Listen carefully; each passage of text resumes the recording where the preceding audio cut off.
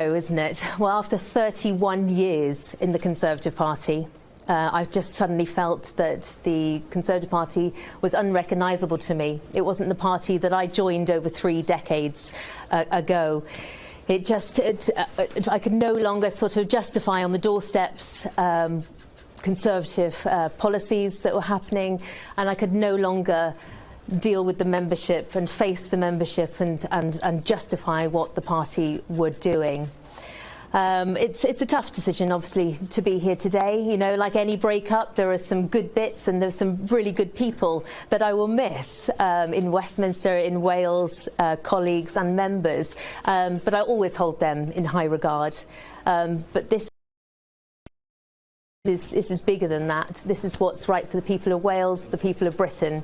And I truly believe that I've joined a party today in Reform UK that listens to people, is listening to people of Great Britain, and speaks to me, and I know speaks to many people in terms of the values that it offers and what it wants to see done.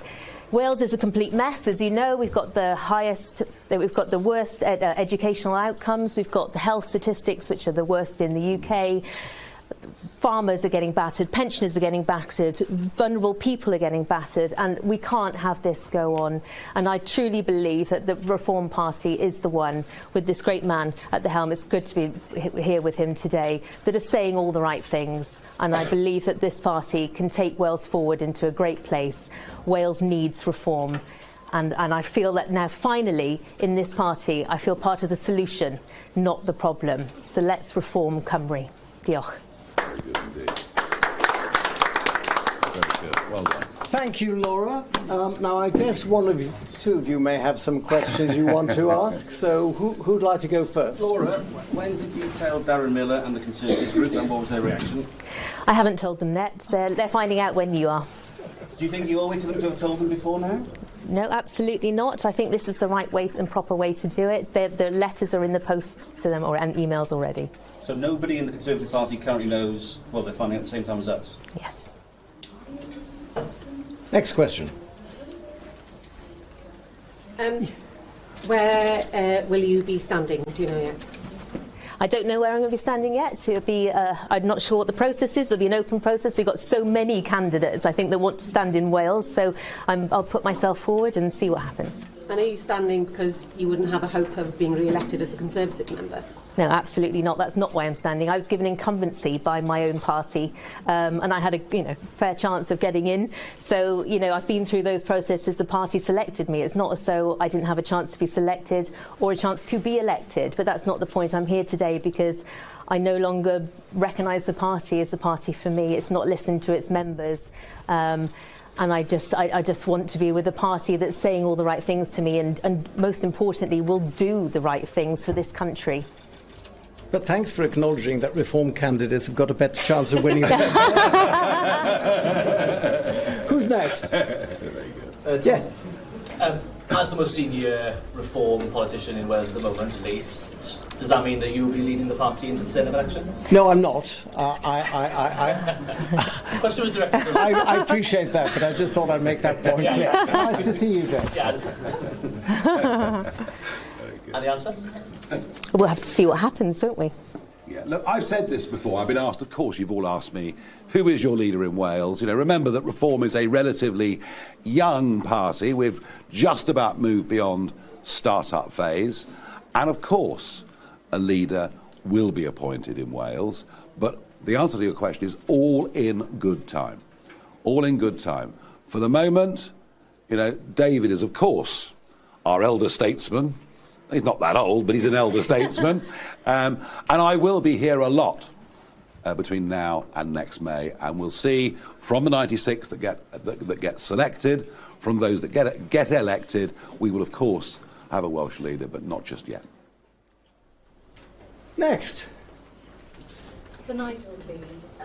The Conservatives have been wiped out in Wales. Why do you think that recruiting former Conservative members now is going to give you any chance of them being elected again? Well, I think you're right in one sense that the Conservative Party are going to disappear as a national party next May. You will see the Conservatives almost ceasing to exist in Scotland, in Wales, and a lot of those people, a lot of those voters are coming to us. But we're also picking up a lot of votes from old Labour, and I think we've also got the potential to get votes from those who don't normally vote in elections. And certainly the English county elections on May the 1st were as big a surprise to me as they were to anybody else. We did way far better than any expectations that I had, and that was because of people who don't normally vote coming out to vote for us. So, I think what Laura brings with her is conviction. What she brings with her is experience. She knows how the place works, and that's very, very important for us. And I think what she also brings with her is passion. She really wants to do this. She's energised by doing this. So, no, I think we're in a very good place here. Yes. Thomas Evans, Sky News. If I could just get both your reactions, obviously Laura having just left the Conservative Party and also Mr Farage, in terms of the cabinet reshuffle going underway at the moment, we're understanding here at Sky News that there's a return for James Cleverly. Is it too little too late for the party in terms of that reshuffle? Quite how? I mean, it's ridiculous, isn't it, really? He's called Cleverly and he represents Braintree, and I'm not sure that either really work, but never mind. No, James is absolutely charming. Absolutely charming. He stands foursquare behind nothing in particular, and so that rather suits the modern-day Conservative Party. Look, do you know what? There'll be this reshuffle. Most of the people that get reshuffled, frankly, are not even household names. No one is even talking about them. And if you look at the polls, they're sliding. They're now sort of 17, 16, whatever it may be. They've got further to go down, and I believe, and I'll repeat the point I made a moment ago, I believe after May next year, they will cease to be a national party. Yeah, the Conservative Party have forgotten how to be conservative. Quite. Puts it succinctly, yes. Alan from SLC News. Nigel, obviously the Sustainable Farming Scheme just been announced here in Wales. Obviously a lot of farmers weren't happy with the original plans. If Reform were elected in Wales, what would they do with that scheme? Would they keep it? Would they scrap it? So what parts of it would you scrap? Yeah, one of the reasons I'm here is to talk to the farming community, which we've been doing this morning already, spending a considerable amount of time with them. There's one promise that I will make, and that is that we will, between now and next May, get Welsh farmers directly involved in formulating what the right policy is. There's way too much goes on in politics, whether it's at Welsh Government level, whether it's at Westminster level, where, frankly, elected politicians with very limited knowledge of subjects seem to understand what the right policy is. So we want a big input from Welsh farmers, and we also, and I've made this appeal this morning to several people, we also want Welsh farming voices, those that are actively involved in farming, to put themselves forward to be on that list of 96 candidates. Just to follow up on that, with the Sustainable Farming Scheme, of course that was post-Brexit funding that was going to be replaced. As the UK's premier Brexiteer, do you feel you bear any responsibility for the situation farmers find themselves in? I think the biggest problem with Brexit was that actually those of us that believed in it were never in a position to implement it. I mean, David saw this at first hand rather more than I did. No, there are big disappointments in the way that Brexit has been implemented across a number of levels. Of course we stand taller on the world stage. Of course there are benefits that we've derived from it. But frankly, I think when it comes to agriculture, for example, I don't think anybody in government or in the senior civil service ever contemplated us voting to leave, ever had any plan in place, and after 50 years of not making our own policy, we just haven't caught up yet. I mean, David, you were there, you saw it all. Yeah, absolutely. I mean, the fact is that the establishment didn't want it. But you make a very important point. You've got two parties in power now at Cardiff and at Westminster. Two governments in power at Westminster and in Cardiff of the same party. And yet the Welsh Government is being denied the funding it needs. And yet the Welsh Government is imposing upon Welsh farmers the so-called Sustainable Farming Scheme, which is going to result, on their own figures, in 5,000 fewer people being employed in the industry, which will mean less money for farmers, and will mean that probably a lot of them are going to go out of business. We heard that this morning from Welsh farmers. So, you know, quite frankly, I think that the people you should be asking questions such as that to is to the Welsh Farming Minister, Hugh Aranka-Davies, and asking him why he hasn't yet published the impact statement that's been produced. He's got it. It's sitting in his desk drawer, and yet he's too afraid to publish it because he knows just how badly that will rebound on this Labour government.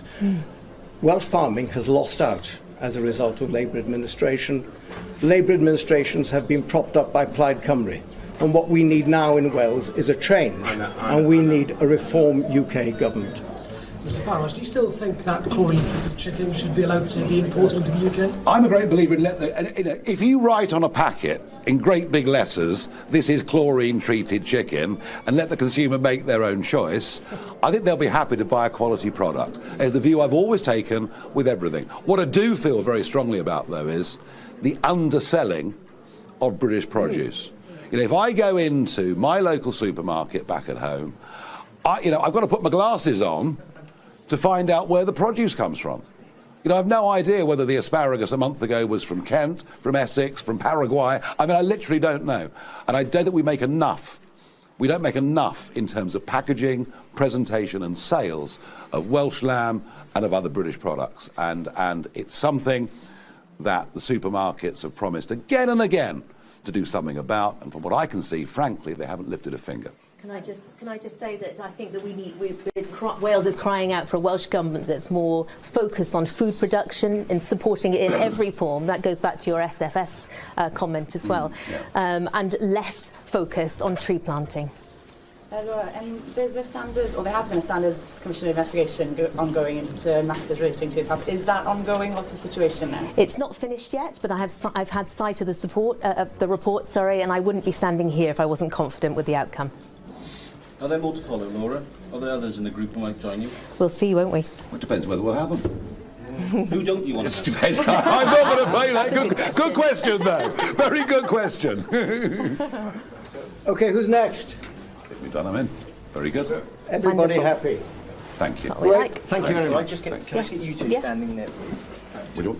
Just both of you stand there and face me. Yeah. Us? Yeah. That's lovely. Just hold it 1 second more. Yes, mate, yeah. Oh, sorry. Thank you.